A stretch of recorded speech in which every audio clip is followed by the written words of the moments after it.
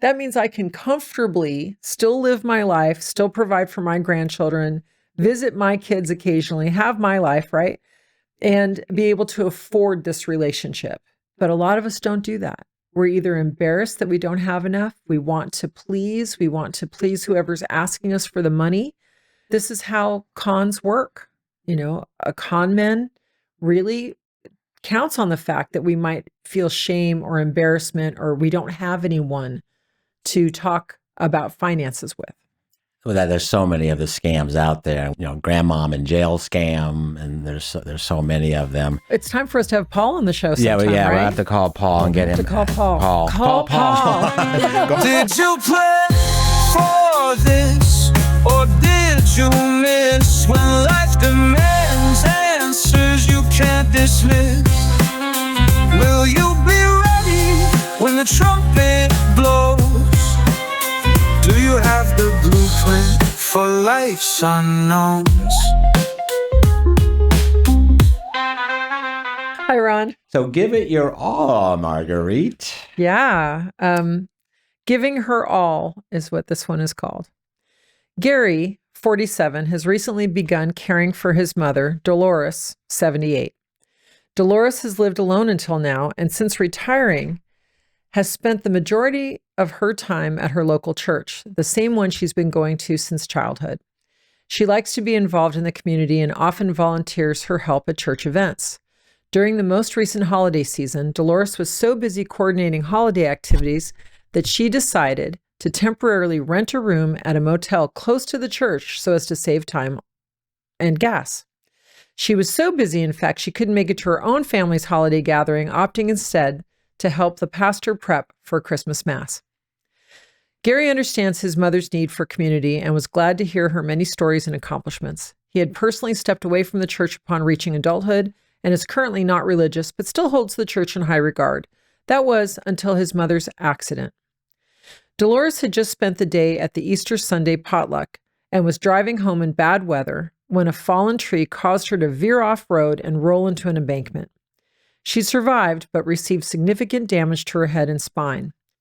Gary was unaware that this had happened until the hospital called, which he learnt that he was not his mother's emergency contact, but rather the pastor was, and that pastor was the one to ask the hospital to call her family. This seemed odd to Gary. In the following days, Dolores' doctor recommended that she either move in with Gary or into an assisted living facility. Dolores resisted at first, but eventually agreed to take Gary's spare bedroom. It was more pleasant than expected, and Dolores began to enjoy spending time with her daughter-in-law and grandchildren. During this time, Gary set to organizing his mother's belongings in case the move became permanent, and this was when he discovered her true contributions to the church. Dolores regularly tithes to the church, but the amounts paid had increased steadily since the current pastor took over. Dolores obviously felt obligated to the point of neglecting her other bills and commitments. The money was running out, and at the recommendation of the pastor, she took a reverse mortgage out on her house. This is kind of makes me angry to begin with. As you know, we both have dealt with financial elder abuse cases in our, I don't want to go there immediately with it, but what is your perception of this case? It's always difficult when we see someone taken advantage of, and just with the small bit of facts that we have here, we feel that that might be the case. But let's keep in mind that Dolores is her own person, that this is her money we're talking about, her time, her energy. And, if I was Dolores's friend and I was aware of this, I might say, hey, Dolores, have you talked to your financial advisor? Have you talked to your CPA about all this money that you're giving away? Just so that we're sure that you're okay. Because, very often someone who's giving this way isn't thinking about their own needs or their own future.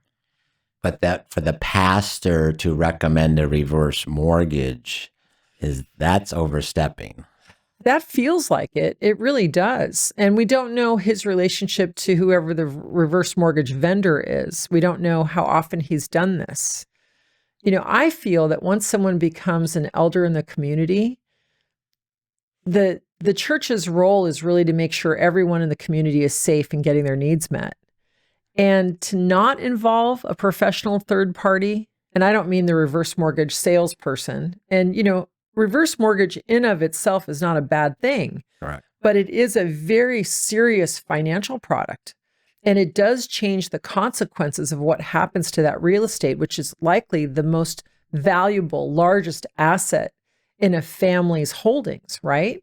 So my recommendation is that if you think you need a reverse mortgage, you really should talk to a CPA tax professional, maybe your own estate planning attorney, maybe your own financial advisor, but somebody that you've trusted with your financial picture. Because here's the other thing about a reverse mortgage that a lot of people don't know. There's a lot of costs involved. So when you're borrowing money, you're not just borrowing against the value of your house, you're also borrowing the money it took to pay for this financial vehicle. May I share a recent story that... Sure. Please do. I was pretty livid at this case. The situation, again, I got involved obviously after the gentleman passed away. He died, I want to say, in September of 2024. There was, again, I don't know all the facts. It's just what I'm looking at seems suspicious to me. He dies in September of 2024. A reverse mortgage was taken out in June of 2024.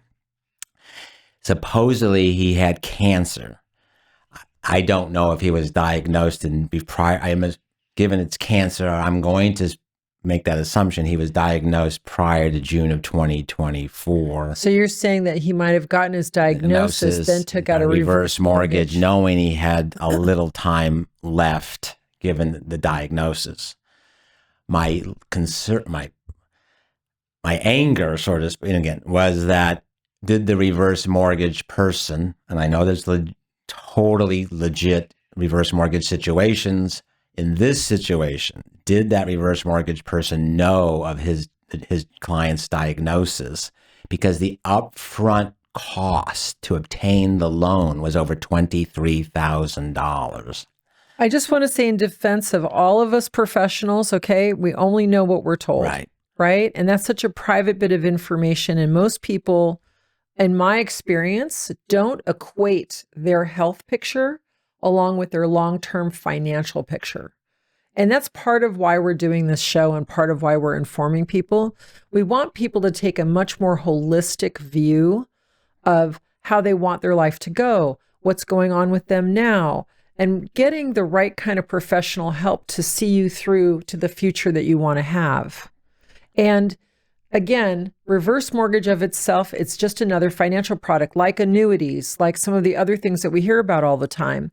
I really want everyone to go back to their basics. And if they don't have a CPA, it might be good to have one who's going to look at your last 3 or 4 tax returns, who's going to look and see what you've got in the bank, who's going to do the math for you as a neutral, right? They're not in the transaction. You're paying them for their time and attention, because for $23,000 to borrow money from yourself, that's a big expense. But then when you add the possible 17, 18, 23, 29% of interest, and sometimes the interest rates are much more reasonable, but that interest rate might apply just to the closing cost. We've seen all kinds of things, okay? Not only that, I would ask the CPA to read the contract. Pay a professional to read the contract so that you know what you're signing.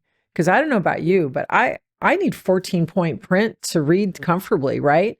And we're talking about the fine print. We're talking about the math calculation. We're talking about what will this actually cost?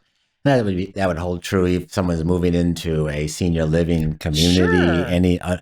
Especially the ones that are buy-ins where you're having a 14, 20-page contract that definitely need to be read by an attorney. Yes. And you know what? To the credit of our audience and to you, the listener and our audience member, our PlanFans are very careful, right? They read through everything, but it's so nice to have that professional look-see. And also on this one, I'll go on to let's talk about Gary. Yeah. Our dear former district attorney Paul Greenwood, who in San Diego kind of led the charge into for financial elder abuse case, fighting elder abuse cases, would say, well, where's Gary been? Has he been visiting his Dolores? Has he been in Dolores's home? Has he asked these questions prior to the crisis? Okay, that's a really tough one, because I think for a lot of parents and children, there is lack of communication around finances, because honestly, it's none of the kids' business. So there's that aspect, right? It's none of my kids' business what I have right now. Oh, they'll get it later. They're named in my documents. That's when it's their business. But as we age, we have this idea for ourselves of all by myself. And maybe Gary is not the right person for Dolores, but Dolores needs a team. Anybody who's lost a spouse, who's managing things on their own now, this has nothing to do with Dolores's capability, her intelligence, her heart. This has nothing to do with who she is as a human. This is the fact that Dolores is the one who's responsible for making these decisions now. And sometimes you need a neutral third party to bounce things off of. I'm thinking about giving 10% to the church as a tithe. Here's what is 10% of what, right? And let's look at this. Let's take a look and see what that means. That means I can comfortably still live my life, still provide for my grandchildren, visit my kids occasionally, have my life, right? And be able to afford this relationship. But a lot of us don't do that. We're either embarrassed that we don't have enough. We want to please whoever's asking us for the money. And this is how cons work.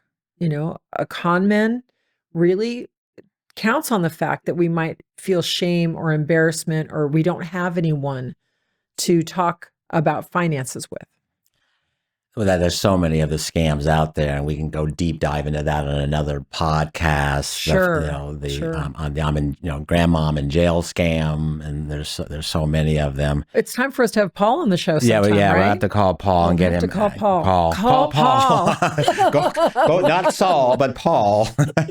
And what should Gary do now from a legal document standpoint, that he seems to be the one in charge? Well, is he in charge? Okay, so if Dolores has lost capacity, and in other episodes we've kind of talked about what capacity means and so on. And by the way, a lot of these terms that we're sharing will be available to you on planforthis.com, so you can learn alongside everyone else and figure out what these things mean. Subscribe. Yeah, please. And give us your comments below too. Have you seen a story like this? Have you been concerned about an elder at your church or at your synagogue or at your mosque? Are you concerned? Is there any lonely person that you're concerned about who might be being taken advantage of? Let us know. I'm going to recommend calling Adult Protective Services. So Gary may have the job now. We don't know what Dolores's documents say, but it looks like she made her pastor her agent for healthcare. And there may be things that Dolores believes that her pastor knows, or he cares about her in such a way that he would be a good agent for healthcare. I don't want to diminish Dolores's decision-making at all. How did that agent for healthcare position come to be? Was it a hospital document that Dolores filled in the blanks, the pastor was there and she named him?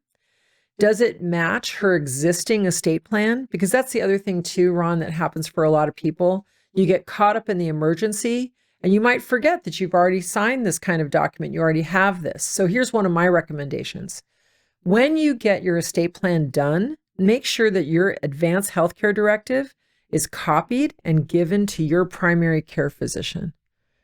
Now, if your primary care physician is part of the hospital that is most likely to receive you in case of an emergency, right? The ambulance comes to your house, where is it going to take you? Well, you might have your doctor's name on your refrigerator. You might have, and by the way, a lot of our medical technicians out there are trained to at least look on the refrigerator to see important phone numbers and important information. You might have a vial of life. You might have some kind of information that says, here's who to call in case of an emergency.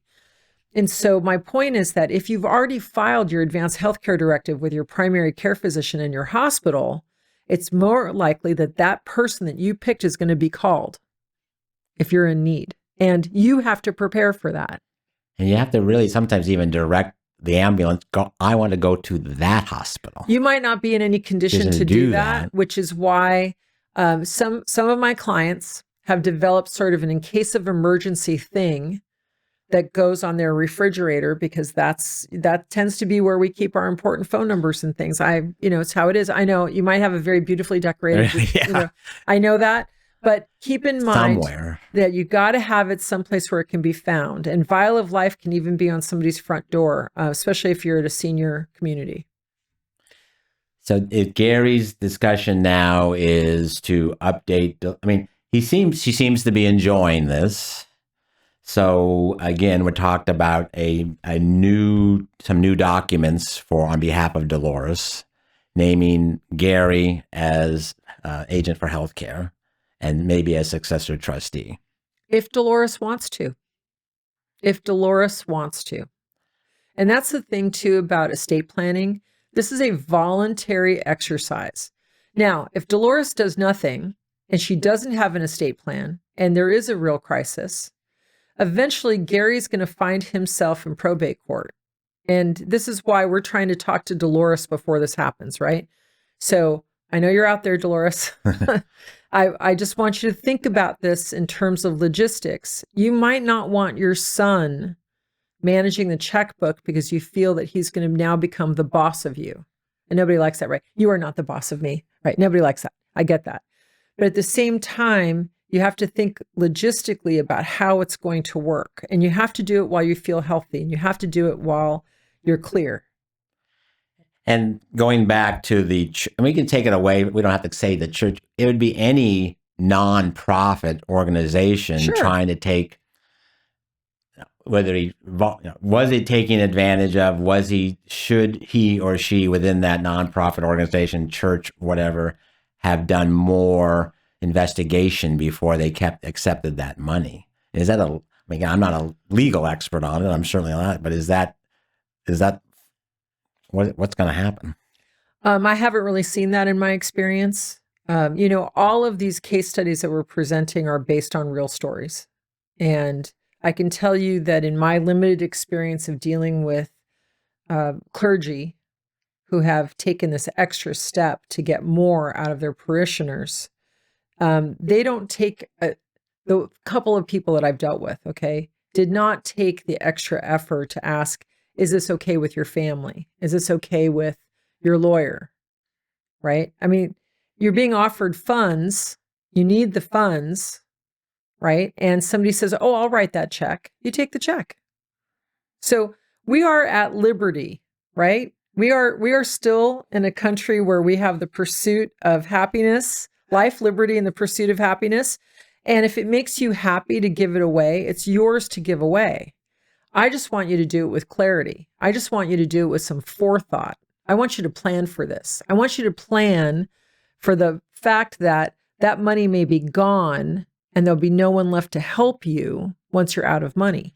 Which brings up a very interesting point. Plan for this. She took a reverse mortgage out on the house. She's not living there anymore. So let's talk a little bit more about reverse mortgages and generally how they work. And again, if you have personal experience, please make your comments below. I know I've got plenty of acquaintances in the reverse mortgage business. Thank you all for your hard work. I know you're honest people. I know you work very hard. Go ahead and make your comments. This is a place to talk about it, right? But here's the thing, is that there's usually some kind of time limit. It's done for people who are 62 years old and older. The idea is that you're getting some money out of your house so you can stay in your house, right? That used to be a pitch I heard very often, right? Use the money in your home to stay in your home. But the costs of care are pretty high. In California, people pay $39 to about $55 an hour for a qualified, background-checked, supervised caregiver. Well, when you start doing the math, just 1 week of a caregiver at $50 an hour is $8,400 a week. So normally in a reverse mortgage, it's based on the value of your home. There's a calculation done. And your age. And your age. And instead of you sending a check to the mortgage company, they're sending you a check. But that chips away at the equity of your house over time. And at some point in time, You will have hit the limit of what they can send you.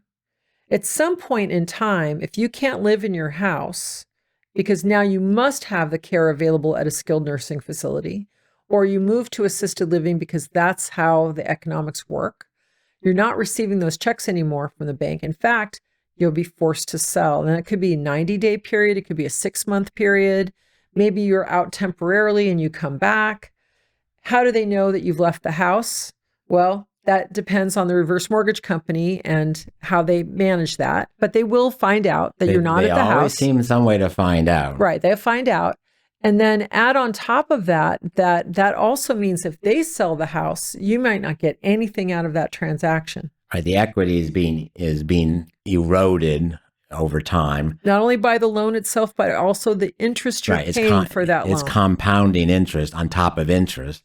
Right. So again, it is a product that fits in certain situations. Mm-hmm. It can be a lifesaver in certain situations, but you really have to do the due diligence with your team, family, your professional advisors as to, is that the best alternative? Because in this situation with Dolores, if she stays with Gary, the home has to be sold or refinanced one way or the other. Dolores' home has to be either sold or refinanced to get rid of the reverse mortgage. If she moves into assisted living, the home has to either be sold or refinanced.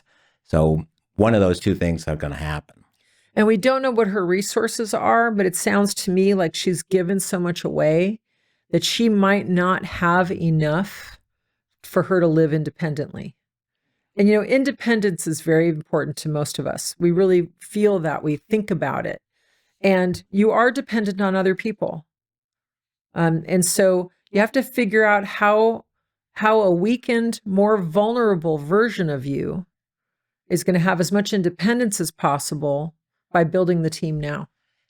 I'm going to go back to Gary because I think that's an interesting, and you're 100% right. You're not the boss, the mother, you're not the boss of me. I get to choose what I want to do. This is what I want to do.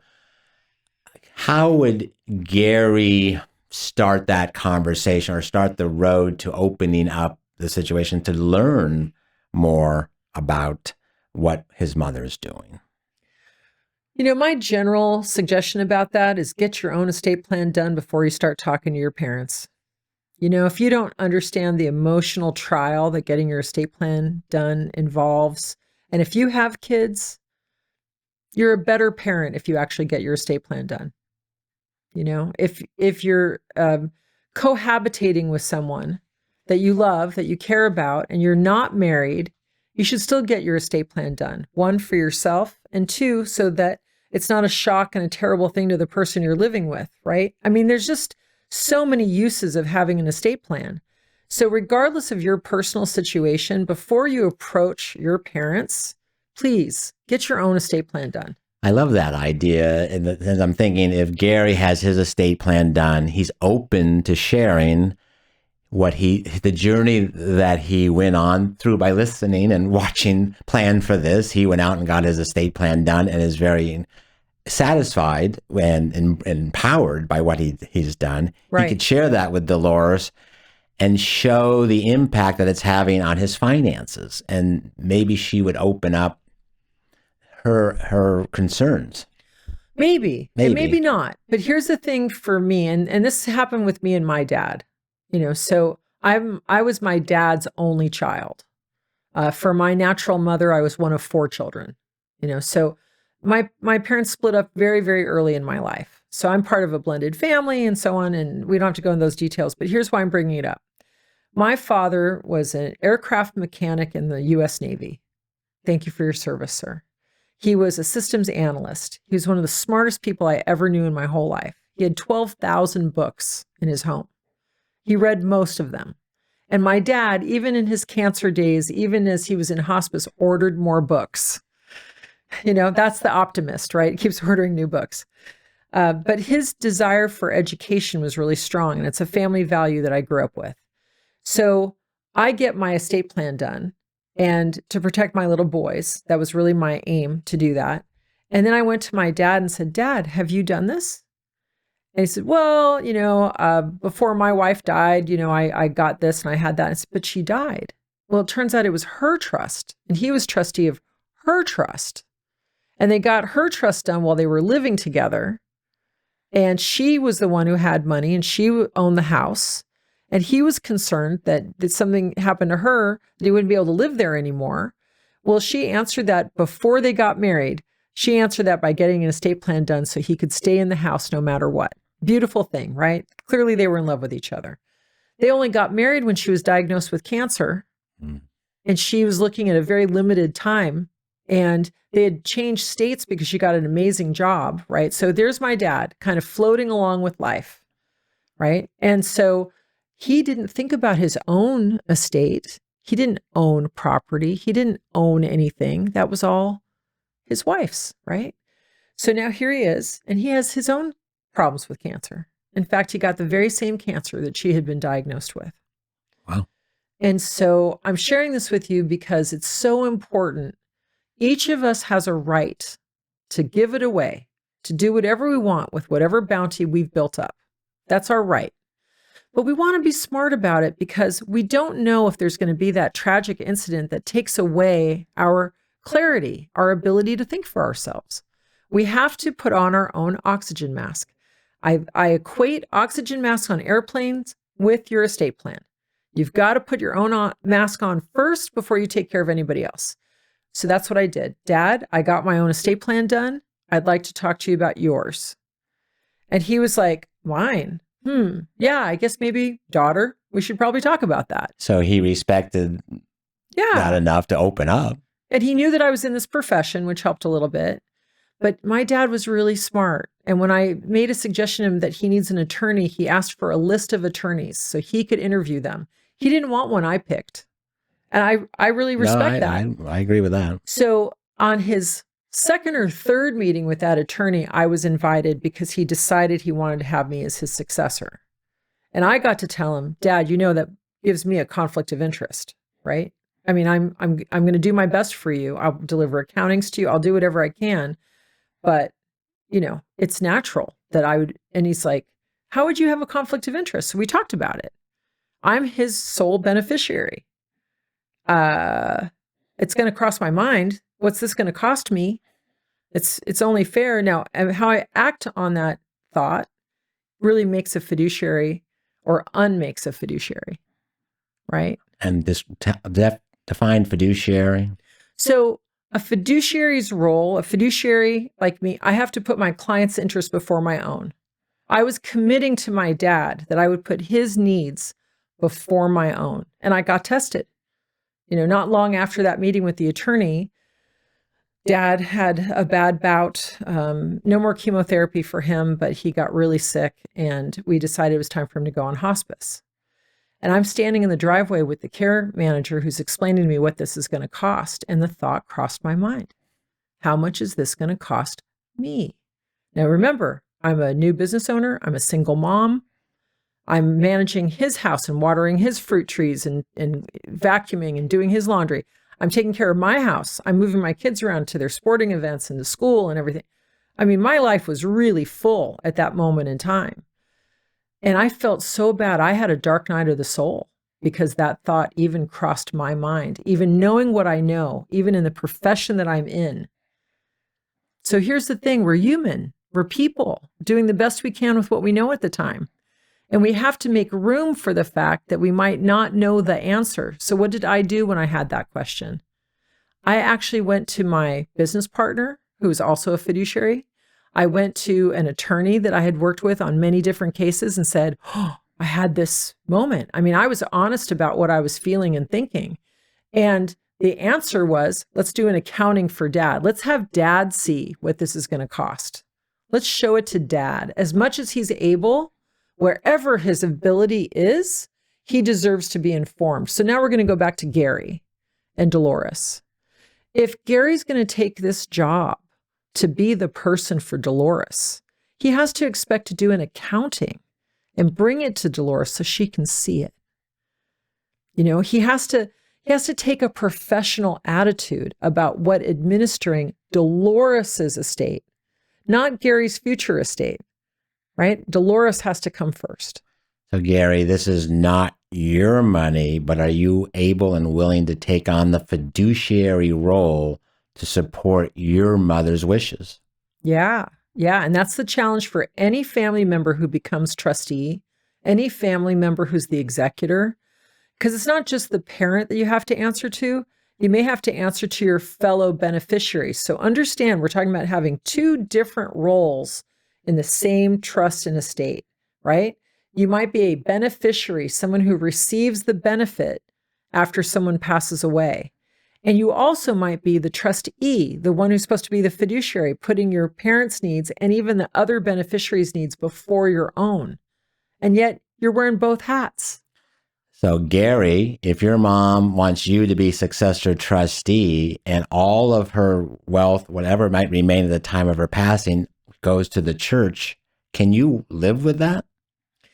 Yeah. Would you have any resentments? Would you be uncomfortable with it? And by the way, this happens for real in plenty of families. And it's a hard thing to talk about because we just want the love. We just want the pleasant visit. We don't want to burden other people with stuff that's going on for us. So I'm really a big advocate of team building. Your team might not be your family, might not be your blood relatives.